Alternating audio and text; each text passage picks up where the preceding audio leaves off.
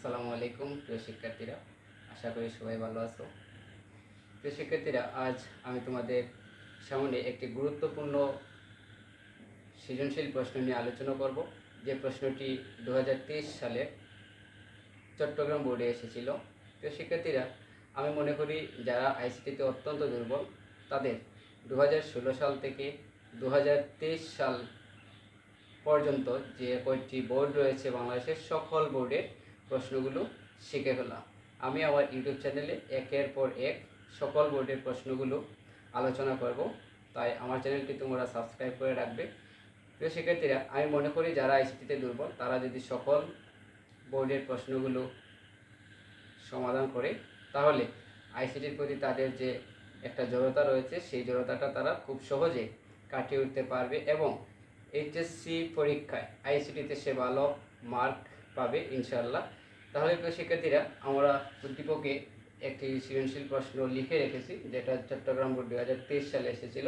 এখানে দুটি উদ্দীপকে চিত্র 1 এবং চিত্র 2 দুটি দৃশ্যকল্প দেওয়া আছে। চিত্র 1 এর মধ্যে দেওয়া আছে f = a b not c এবং চিত্র 2 এর মধ্যে দেওয়া আছে একটা NAND গেট। আমাদেরকে প্রশ্ন করেছে এখানে অ্যাডার কি। প্রিয় শিক্ষার্থীরা, অ্যাডার হচ্ছে এমন একটি সমবায় সার্কিট যা যুগের কাজ সম্পন্ন করে। আমি আবারও বলছি, অ্যাডার হচ্ছে এমন একটি সমবায় সার্কিট যা যুগের কাজ সম্পন্ন করে। তারপর এখানে ওর মধ্যে প্রশ্ন করেছে p+1 = 1 ব্যাখ্যা করো। p+1 = 1 ব্যাখ্যা করো। প্রিয় শিক্ষার্থীরা, আমি প্রশ্নটি লিখছি p+1 = 1। p+1 = 1 হবে, কেননা আমরা জানি বুলিয়ান অ্যালজেব্রায় অর অপারেশনে একটি চলকের মান সত্য তথা 1 হলে তার মান 1 হবে। তাহলে এখানে p+1 রয়েছে, এই p চলকের মানটা যদি 1 বা 0 যাই হোক না কেন, যদি একটা মান 1 হয় তাহলে তার মান হবে 1। কেননা আমরা জানি বুলিয়ান অ্যালজেব্রায় কোনো একটি চলকের মান 1 হলে তার মানটি 1 হবে। আমরা যদি এখানে p এর মান 0 ধরি তাহলে 0 + 1 = 1 হবে। আমি আশা করছি প্রিয় শিক্ষার্থীরা তোমরা বুঝতে পেরেছো যে কীভাবে p+1 = 1 হয়। আমি আবারও বলছি যে p+1 = 1 হবে, কেননা আমরা জানি বুলিয়ান অ্যালজেব্রায় অর অপারেশনে কোনো একটি চলকের মান 1 তথা সত্য হলে তার মানটি 1 হবে। তাহলে এখানে দেখা যাচ্ছে যে একটা চলকের মান 1, যার কারণে p+1 = 1 হবে। তারপর আমাদের যে প্রশ্নটি রয়েছে সেটি হচ্ছে উদ্দীপকের চিত্র 1 এর লজিক ফাংশনটির সত্যক সারণী তৈরি করো। অর্থাৎ আমাদের এই যে আছে f = a b not c, এই লজিক ফাংশনটির সত্যক সারণী আমরা তৈরি করব। তাহলে প্রিয় শিক্ষার্থীরা, আমাদের সত্যক সারণী তৈরি করতে হলে একটু খেয়াল রাখতে হবে যে আমাদের কতটি কলাম হবে। এটা আমরা কিভাবে আসলে নির্ণয় করব। দেখা যাচ্ছে এখানে a b নট c তিনটি চলক রয়েছে, তাহলে তিনটি হলে কি হবে, আমরা 2³ হবে 8, অর্থাৎ আমাদের 8টি কলাম হবে। সাজানোর জন্য আমাদেরকে আরও কিছু কলাম নিতে হবে। তাহলে আমি তোমাদেরকে দেখিয়ে দিচ্ছি যে কীভাবে আমরা ফাংশনটির সত্যক সারণী তৈরি করব। এখানে আছে a b নট c, তাহলে আমাদেরকে সত্যক সারণী তৈরি করতে হলে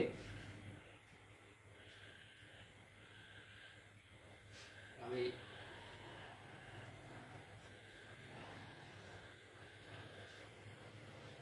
উপরে কিছু লিখলাম না, তোমরা লিখবে যে উদ্দীপকের চিত্র 1 এর লজিক ফাংশনটির সত্যক সারণী তৈরি করা হলো।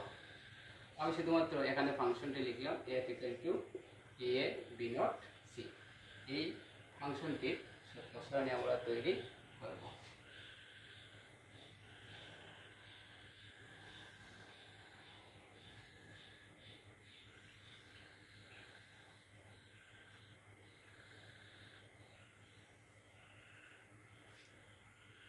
এখানে আছে এ, আমরা এ নিলাম, তারপর আছে বি, আমরা বি নিলাম, তারপর আছে বি নট, আমরা বি নট নিলাম, তারপর আছে সি, আমরা সি নিলাম, আর এখানে হবে F equal to A B not C. এখন যেহেতু এখানে এ বি সি তিনটি আছে, আমাদের কলাম হবে 8টি।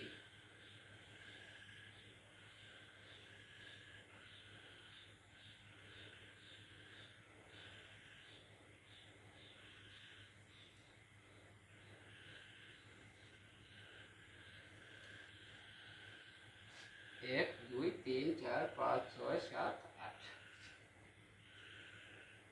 তাহলে আমরা মানগুলো ফিল আপ করি। এখানে বি নোটটা এখানে না নিয়ে আমাদের এখানে নিলে ভালো হবে। তাহলে এখানে মানটি দ্বারা কি, যেহেতু 8টি কলাম, আমরা জানি সবচেয়ে সারণী পূরণ করার নিয়ম হচ্ছে অর্ধেক শূন্য অর্ধেক এক। এখানে 8টি রয়েছে, আমরা 4টি শূন্য দেব, 4টি এক দেব, তারপর অর্ধেক শূন্য অর্ধেক এক। এখানে আছে 4টা, আমাদের হবে এখানে 2টি শূন্য 2টি এক, 2টি শূন্য 2টি এক। এখানে হবে 1টি শূন্য 1টি এক, 1টি শূন্য 1টি এক, 1টি শূন্য 1টি এক, 1টি শূন্য 1টি এক। তারপর এখানে আছে বি নট, বির মানটা আমরা নোট করব। এখানে শূন্য আছে, এখানে এক হবে, এখানে এখানে 1 1 আছে, এখানে হবে 0 0, এখানে আছে 0 0, এখানে হবে 1 1, এখানে আছে 1 1, এখানে হবে 0 0। এই লাইনটা আমরা একটু গাঢ় করব। তারপরে এখানে আছে এ বি নট সি, অর্থাৎ এই মানটি দ্বারা বোঝায় যে উভয় মানগুলা একসাথে আমরা গুণ করব, যেহেতু তাদের মধ্যকার সম্পর্ক গুণ। আমরা গুণ করি এ বি নট সি, অর্থাৎ এ বি নট এবং সি, এই কলামের মানগুলো আমরা গুণ করব। তাহলে দেখা যাচ্ছে এর মান 0, সির মান 0, বি নটের মান 1। যদি 0 থাকে তাহলে কোনো কথাই নাই, সেখানে 0 হবে। আমরা জানি 0 আর 1 গুণ করা হলে 0ই হয়। তারপর এখানে আছে 0 1 1, তাহলে যেহেতু 0 আছে 0 হবে। এখন আছে 0 0 0, এখানে 0 হবে। 0 1 0, এখানে দেখা যাচ্ছে 0 হবে। 1 0 1 0 1, যেহেতু 0 আছে 0 হবে। এখানে আছে 1 1 1, তাহলে এখানে হবে 1। তারপর এখানে আছে 1 0 0, মানটি হবে 0। 1 1 0, যেহেতু 0 আছে মানটি হবে 0। শিক্ষার্থীরা, আমরা উদ্দীপকের চিত্র 1 অর্থাৎ F equal to A B not C logic ফাংশনটি সত্যসারণী তৈরি করলাম। তারপর গ্রহের মধ্যে প্রশ্ন করেছে উদ্দীপকের চিত্র 2 এর লজিক গেট দ্বারা চিত্র 1 এর লজিক ফাংশনটি লজিক সার্কিট বাস্তবায়ন করা যায়। লজিক বর্তনী অঙ্কন করে বিশ্লেষণ করো। শিক্ষার্থীরা, একটু খেয়াল করে দেখো, এখানে উদ্দীপকের চিত্র 2, এখানে চিত্র 2টি হচ্ছে ন্যান্ড গেট। এই ন্যান্ড গেট দ্বারা চিত্র 1 এর লজিক ফাংশন, তাহলে চিত্র 1 এর লজিক ফাংশনটি হচ্ছে এ বি নট সি। এই লজিক সার্কিটটি এই লজিক ফাংশনটি বাস্তবায়ন করা সম্ভব। তাহলে আমাদের কাজ হচ্ছে যে এখানে যেহেতু চিত্র 2 হচ্ছে ন্যান্ড গেট, এখানে এফ এর যে মানটি রয়েছে সেই মানটিকে ন্যান্ড করা। তারপর ন্যান্ড করার পর আমরা লজিক সার্কিট যদি অঙ্কন করি, তাহলেই চিত্র 2 এর লজিক সার্কিট দ্বারা চিত্র 1 এর লজিক ফাংশনটি বাস্তবায়ন করা হবে। তাহলে আমরা বাস্তবায়ন করি, এখানেই করি।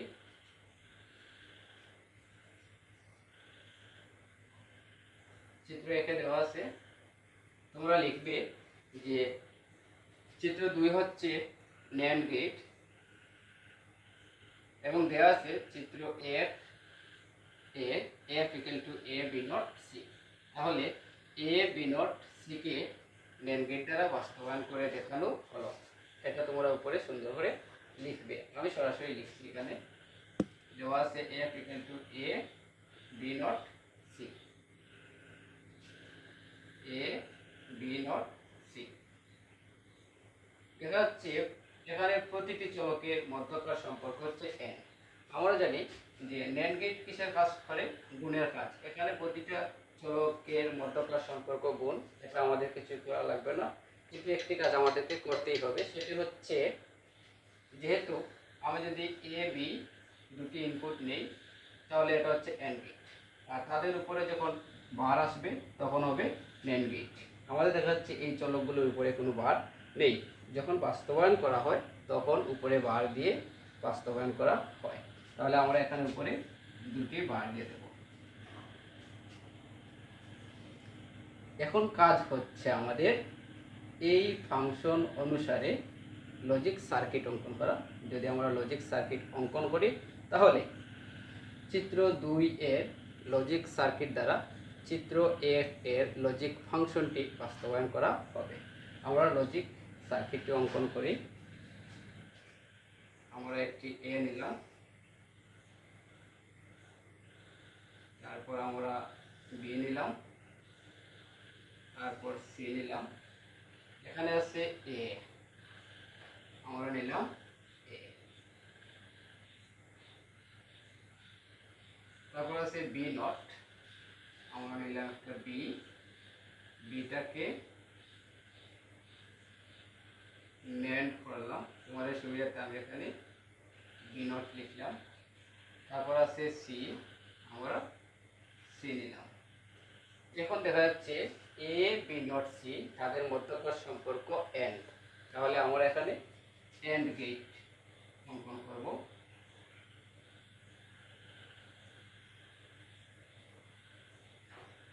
আমাদের মানটি দাঁড়ায় A B নট C।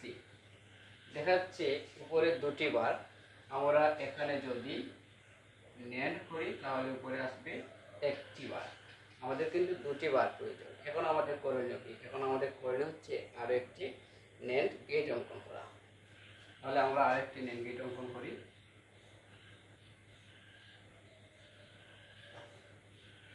মানটি দাঁড়াবে A B নট C। আমাদের চিত্র 2 এর লজিক সার্কিট দ্বারা চিত্র F এর লজিক ফাংশনটি বাস্তবায়ন করা হয়ে গেল। আমাদেরকে এখন বলেছে লজিক বর্তনী অঙ্কন করে বিশ্লেষণ করো। আমরা লজিক বর্তনী অঙ্কন করেছি। এখন বিশ্লেষণ করবে কিভাবে? তোমরা বিশ্লেষণ এটাই করবে যে শুরুতেই উদ্দীপকের চিত্র 2 হচ্ছে ন্যান্ড গেট এবং চিত্র F equal to A B not C একটি লজিক ফাংশন দেয়া আছে। ন্যান্ড গেট দ্বারা F equal to A B not C কে বাস্তবায়ন করা সম্ভব, কেননা আমরা জানি ন্যান্ড গেট হচ্ছে একটি সার্বজনীন গেট। সার্বজনীন গেট দ্বারা সকল মৌলিক এবং যৌগিক গেট সমূহকে বাস্তবায়ন করা যায়। তাহলে এর প্রেক্ষিতে বলা যায় যে ন্যান্ড গেট দ্বারা F equal to A B not C কে বাস্তবায়ন করা যাবে। নিম্নে ন্যান্ড গেট দ্বারা F equal to A B not C logic ফাংশনটি বাস্তবায়ন করে দেখানো হলো। তারপর তোমরা লজিক সার্কিটটি অঙ্কন করবে। তাহলে প্রিয় শিক্ষার্থীরা, আশা করি তোমরা বুঝতে পেরেছো এই সৃজনশীল অঙ্কটি। আমি আবারও বলছি, আমার এই ইউটিউব চ্যানেলটি সাবস্ক্রাইব করে রাখবে। আমি একের পর এক 2016 থেকে 2024 সালের যে সকল বোর্ড প্রশ্নগুলো রয়েছে সেই প্রশ্নগুলো ধারাবাহিক আলোচনা করার চেষ্টা করব। ধন্যবাদ সবাইকে, ভালো থাকবে, গুড বাই।